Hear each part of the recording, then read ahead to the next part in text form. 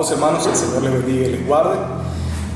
Les saludo por aquí el hermano Mesiel Marín, también mi esposa Gabriela y mi hija Ana le envían un fuerte abrazo. Es un gran gozo para mí poder compartir en esta tarde un pequeño estudio bíblico titulado Dispuestos aún en la dificultad. Esta frase, dispuestos en la dificultad, realmente pudiese entenderse como paradójica dentro de los no creyentes, pero para el cristiano, francamente, no debería ser así. Porque en el no creyente generalmente concentra todas sus fuerzas para salir lo antes posible de la situación de dificultad, mientras que el cristiano debe concentrar todas sus fuerzas, aún en la dificultad, para adorar y obedecer al Señor. Siempre el cristiano ve la crisis de manera diferente. Y este es el ejemplo justamente del profeta Ezequiel. Y lo vemos a lo largo de toda su narrativa profética, de cómo él entregó y ejerció su ministerio, aún en unos peores momentos del pueblo de Israel. Este hombre tuvo un inicio difícil, pues estaba empezando el ministerio cuando se daba el exilio, ese exilio babilónico terrible. Esto cortaría de alguna manera su ascenso al sacerdocio y coartaría todos sus sueños. Quizás desde nuestro punto de vista y en nuestro lenguaje actual, todos sus sueños estaban finalizando. Toda la razón de ser de su vida ministerial, francamente, ya no existía. Para colmo, este hombre de Dios estaba siendo llevado a un lugar pagano y bastante lejano. Hay una pregunta importante aquí en cuanto al ministerio y al llamado. ¿Quién podría estar dispuesto a servir en tales condiciones, en condiciones tan adversas y dolorosas?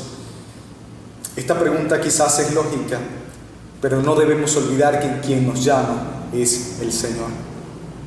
Jamás somos enviados por Dios sin una previa preparación. Él está en control de todo lo que nos está sucediendo.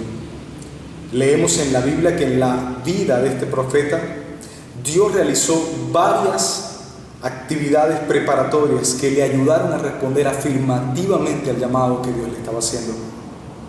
Y respondió con total obediencia, aún en medio de la dificultad. ¿Cuáles son esas cosas que Dios hizo en la vida de él, que le permitieron avanzar en su llamado y servir en la dificultad? Vamos a verlo, a ver qué enseñanza el Señor nos depara en su palabra. Ezequiel 1, verso 3 dice que la mano de Dios vino sobre el profeta, y en lenguaje actual podríamos decir que Ezequiel fue tocado por Dios.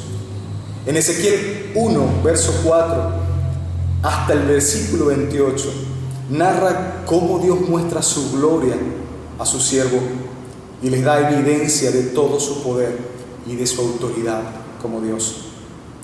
En Ezequiel 2, verso 2, se presenta al Espíritu de Dios viniendo sobre la vida de Ezequiel, capacitándole para su labor profética. En Ezequiel capítulo 2, verso 3, vemos que se señala a Cristo, describiéndole a su siervo Ezequiel toda la tarea que debía hacer, aclarándole, por supuesto, que los resultados no les correspondía evaluarlos a él, sino que solo debían cumplir una encomienda divina. En Ezequiel capítulo 2, verso 9, hasta el capítulo 3, verso 4, se describe de una manera muy ilustrada cómo Dios le da la palabra a Ezequiel a manera de alimento para llenarle, animarle, darle fuerzas y que se fuera totalmente fortalecido para la labor profética. Y el profeta describe la palabra de Dios como dulce, lo cual realmente es una cinta intertextual a Salmo 119, verso 103. Finalmente, Ezequiel capítulo 3, verso 17 presenta a Dios dando más de su palabra a Ezequiel, pero en este caso para que su siervo vaya a amonestar a su pueblo y el pueblo se arrepienta. Todas estas citas realmente apuntan a que Dios no toma en cuenta las circunstancias nuestras, sino que Él está a favor de sus hijos y hará lo que sea dispuesto, siempre y cuando nosotros estemos dispuestos a trabajar para su gloria y para llevar a cabo sus propósitos. Por lo tanto, mi invitación realmente es que no mires tu situación actual dura y limitada, sobre todo para aquellos que estamos en este país, Venezuela, sino que pongamos nuestra mirada en el poder de Dios y de lo que Él puede hacer a través de nosotros cuando nuestra vida está en santificación. El profeta Ezequiel, luego de todas estas experiencias por Dios, evidenció mucha entrega a Dios, porque de hecho es el profeta que más ilustró el llamamiento y la obra de Dios con su cuerpo, con su familia inclusive. Él usó de varias cosas para llamar la atención de aquellos que habían olvidado a Dios. Todas esas experiencias le llevaron a resistir cada reto y cada dolor. Quisiera compartir contigo breves situaciones que Ezequiel vivió, las cuales podríamos comparar con nuestras actuales situaciones.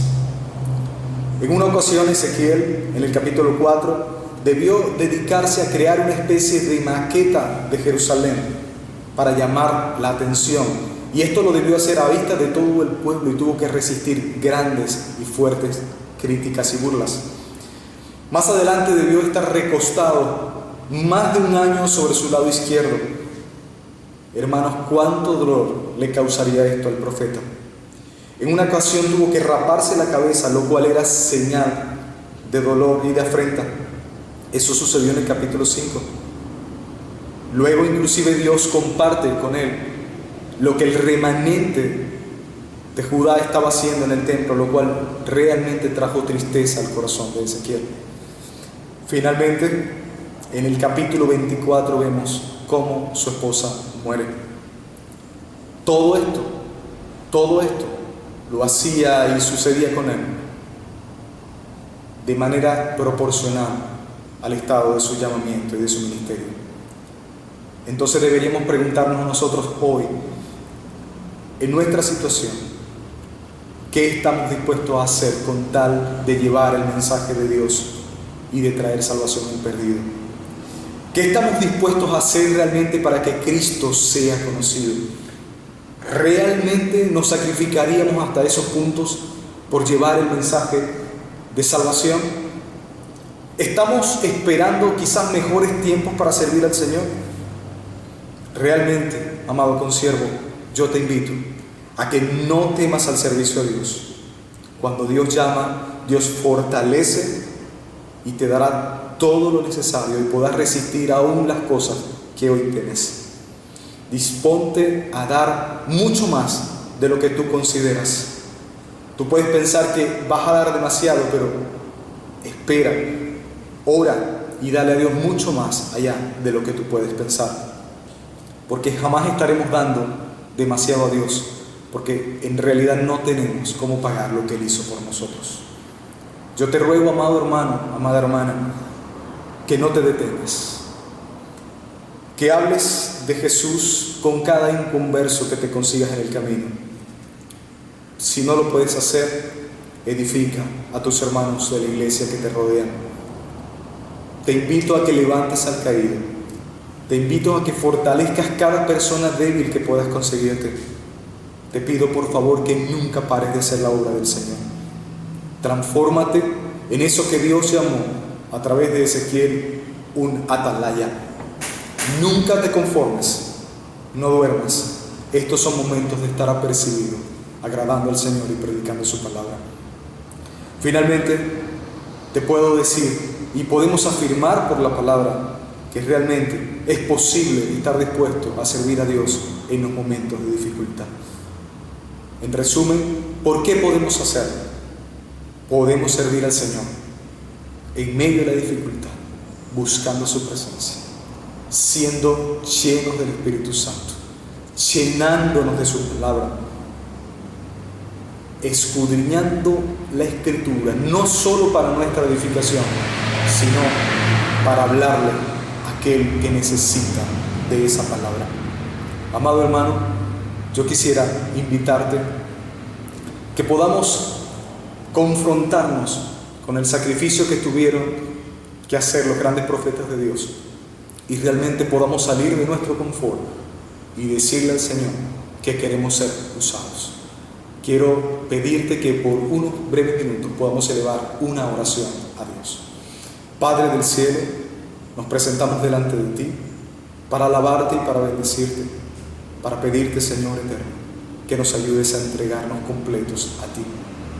Sabemos que estamos en medio de dificultades, Señor, tú las conoces todas, las conoces mejor que nosotros, pero queremos estar dispuestos a cumplir tu llamado y tu propósito aún en estos tiempos, por lo cual te pedimos ayuda. Ayúdanos a habitar en tu presencia y a ser llenos del Espíritu. Ayúdanos a amar tu palabra y a vivir en oración. Padre, para que nuestro ser sea completamente transformado y podamos obrar. Llévate de nosotros toda parálisis, llévate de nosotros toda apatía en el nombre de Jesús y avívanos para hacer tu obra, Señor. En el nombre de Jesús, gracias te damos.